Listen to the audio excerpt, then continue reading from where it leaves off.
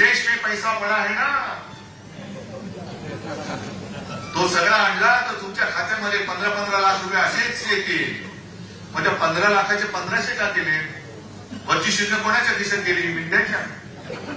बघितलं ना मंडळी, घरपच्या माजी मुख्यमंत्री पुन्हा बरळले. म्हणजे 1500 रुपये लाच देऊन महाराष्ट्र विकत घेत आहे. मुख्यमंत्री पदासाठी हापलेले उद्धव ठाकरे यांचं मानसिक संतुलन खरंच बिघडलं आहे वाटतं.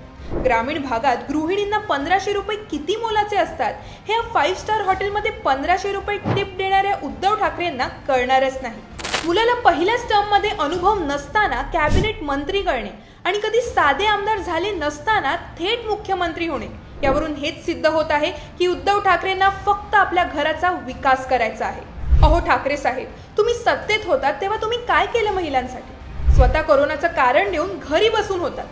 कोरोना काळात साधी महिलांना मदत सुद्धा करता आली नाही, पण घर बसल्या कोरोना स्कॅम मात्र नक्की केला. हे कसं जमतंय तुम्हाला?